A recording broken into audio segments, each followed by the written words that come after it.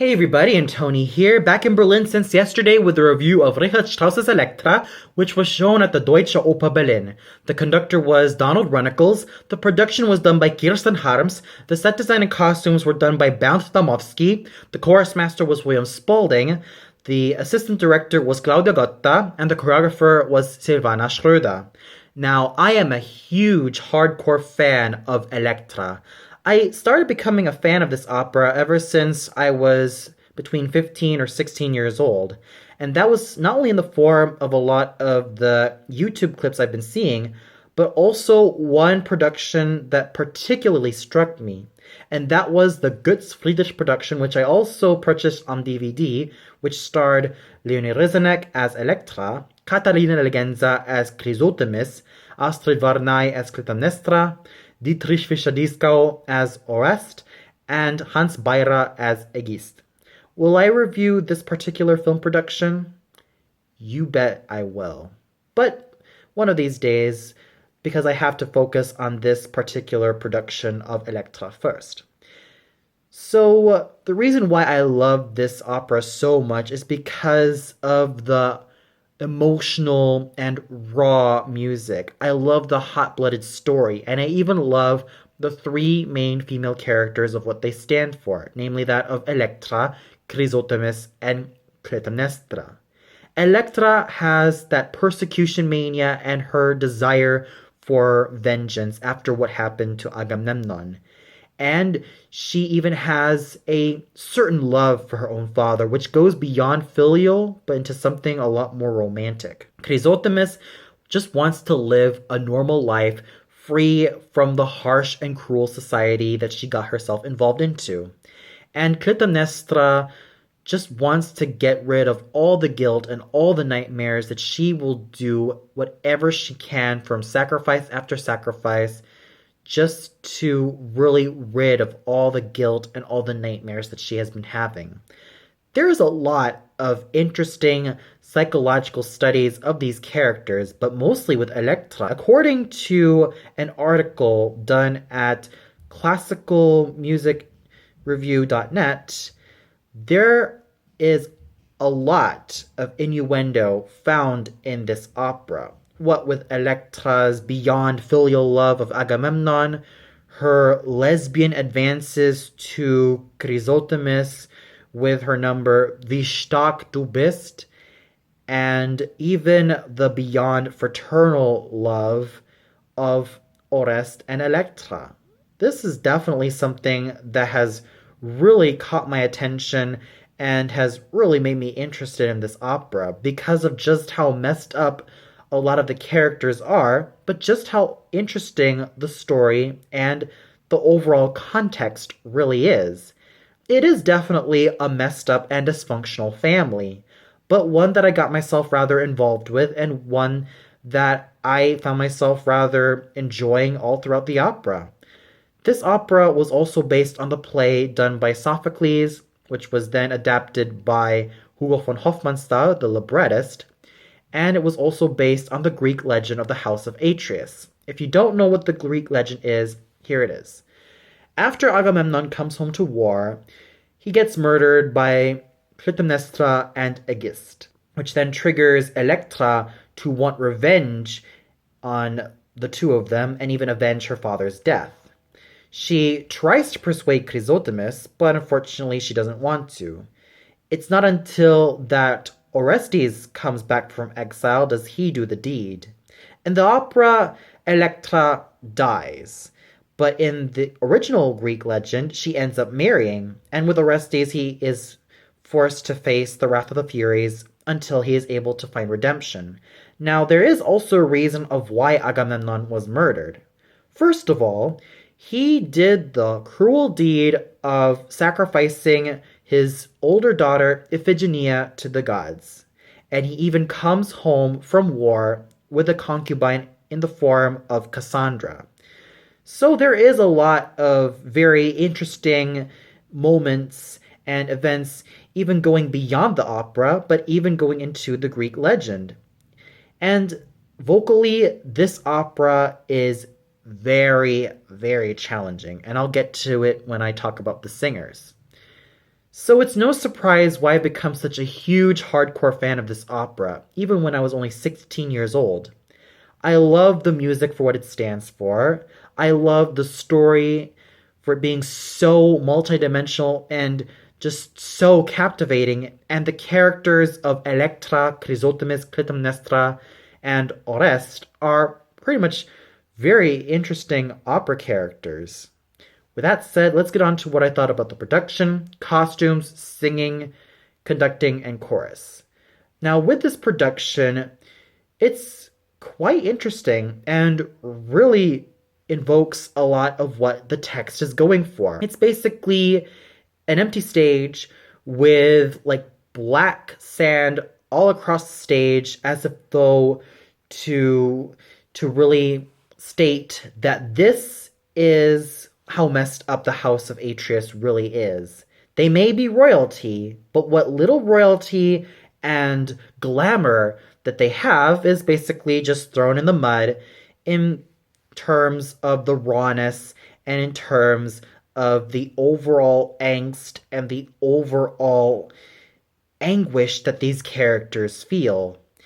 And we even have some platforms where we see Clytemnestra like standing on there, and even where Aegis gets himself murdered. We even see a couple of doors which basically lead into the entrance of the stage and the exit of the stage.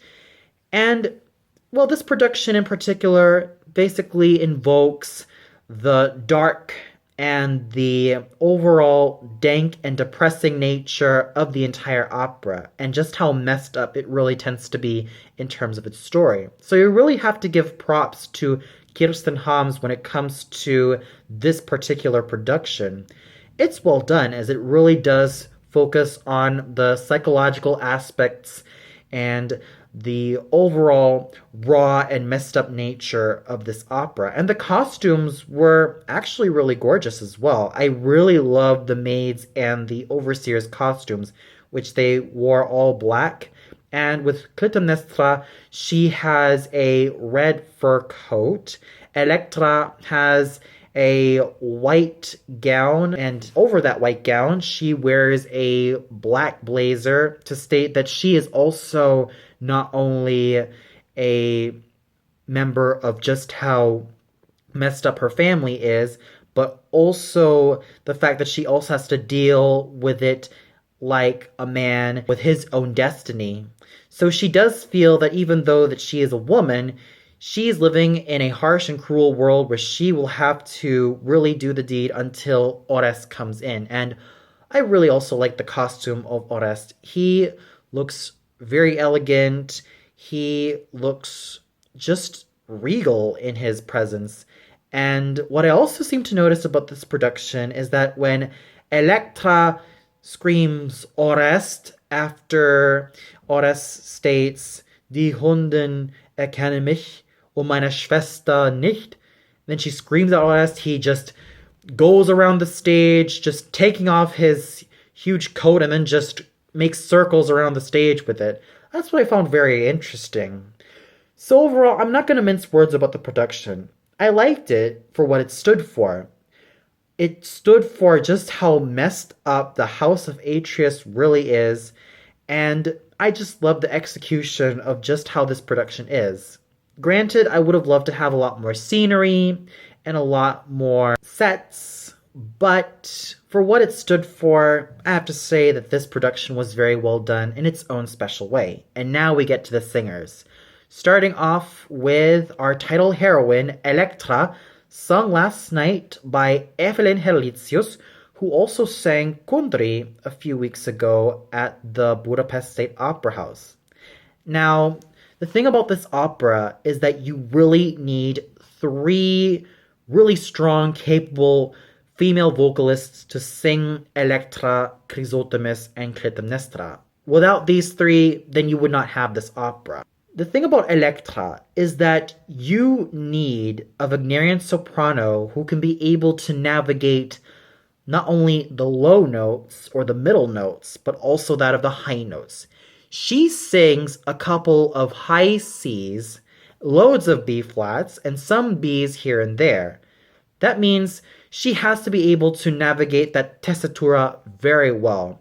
She has to have the low notes of that of an Amneris, the middle notes of an Ortrud, Venus, and Marie from Wozzeck, and the high notes of that of Brunhilde, Isolde, and Turandot and Tosca.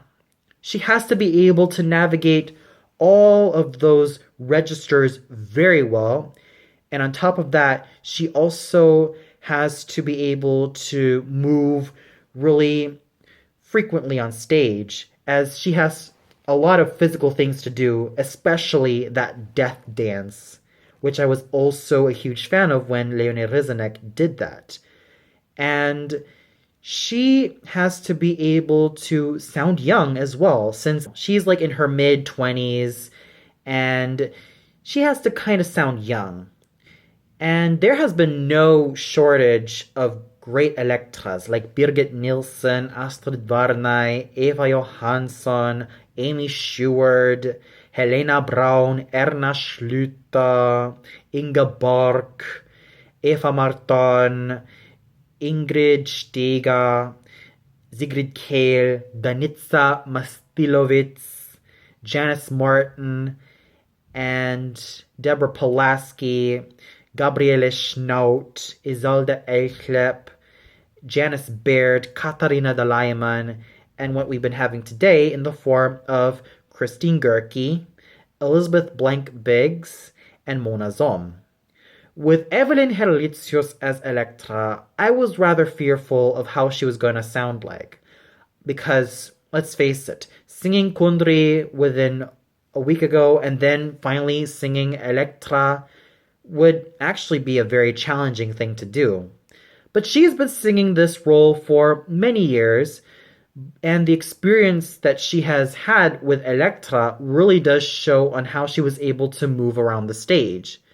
She is, as to be expected, a very physical actress, which is no surprise because according to an interview, she was once upon a time training as a dancer, but that didn't really come true as she ended up focusing her interests on singing. So the fact that she was able to use her experience as a dancer to really inject this role with such vivacity and such life was just so enthralling.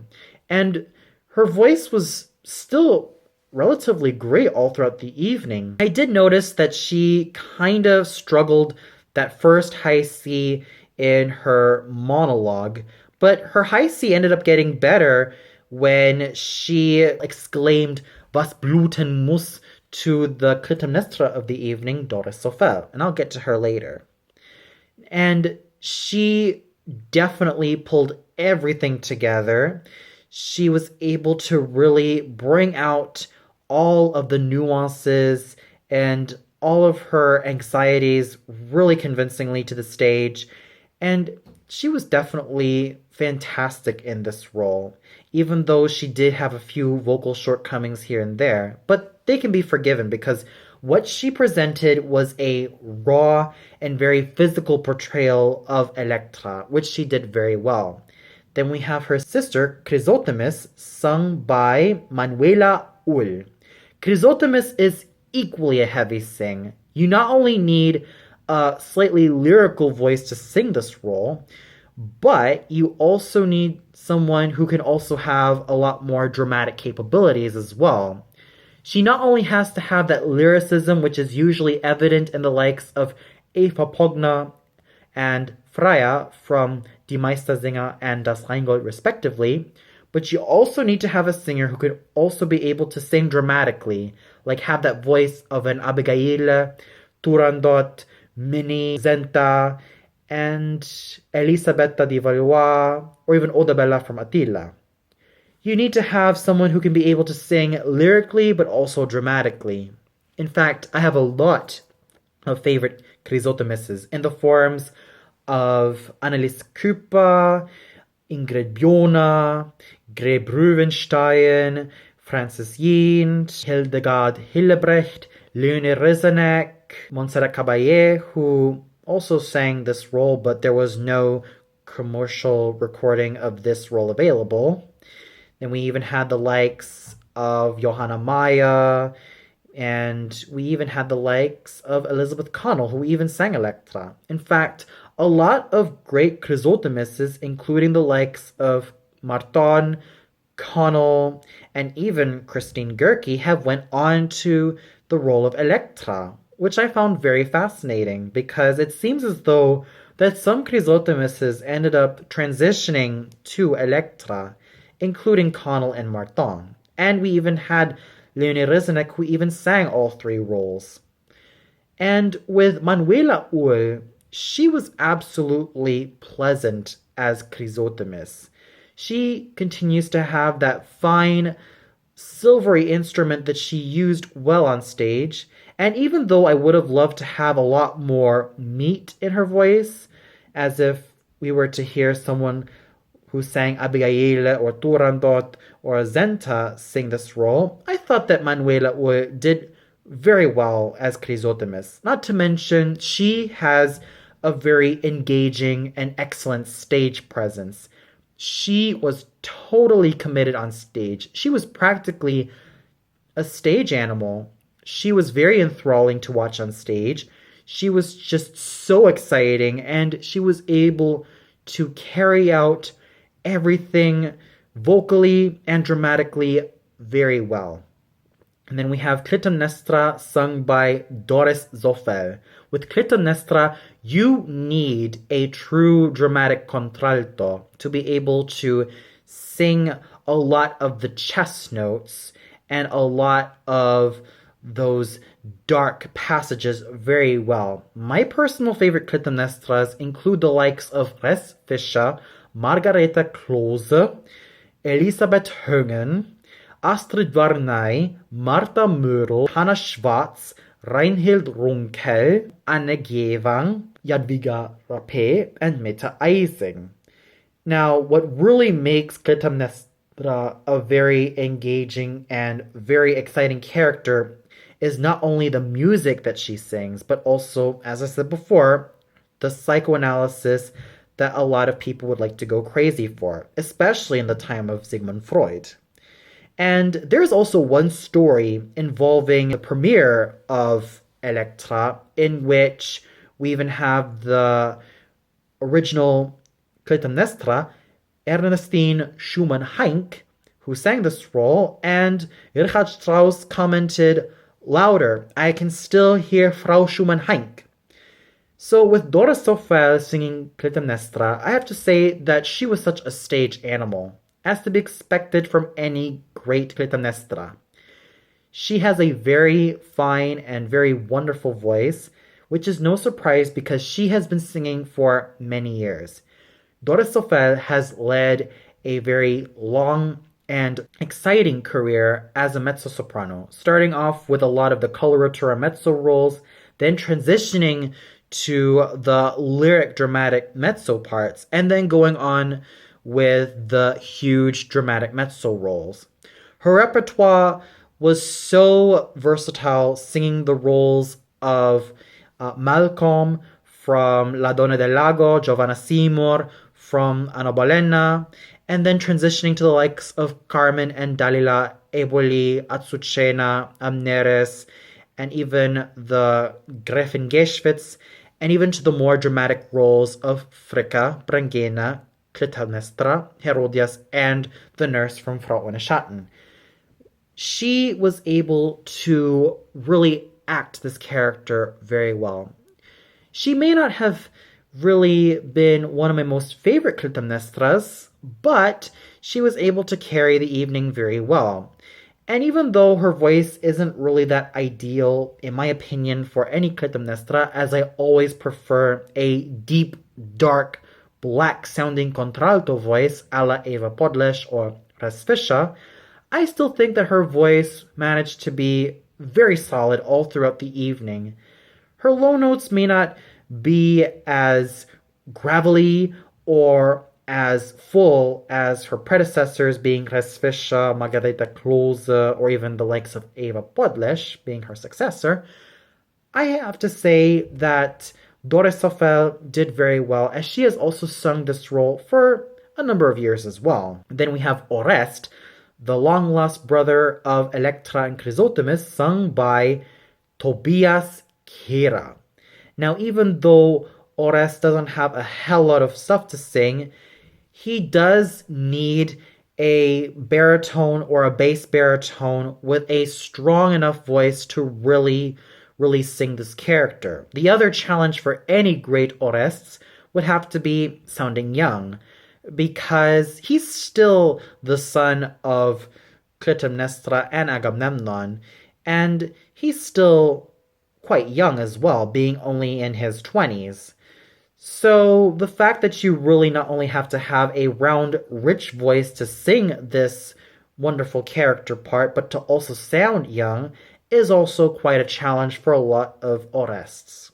And then the likes of Tobias Kera singing this role, I thought he did very fabulously. It seems as though that Tobias Kera has been singing better and better and better every time I see him live on stage. He continues to have that round and rich quality, and his stage presence was just so formidable that it was just so exciting. And then we have the role of Aegist, sung by Clemens Biba. And even though Aegist only appears in the few final moments of the opera, he needs a strong-sounding spinto or heldentenor voice who can also sound very convincingly smarmy as well, because it's also a character tenor part. In fact, a lot of character tenors have also really flocked to sing this really thankless role, as he's only within the next to the last few moments of the opera, and then he gets killed off. It's a very thankless sing, but one that is very rewarding.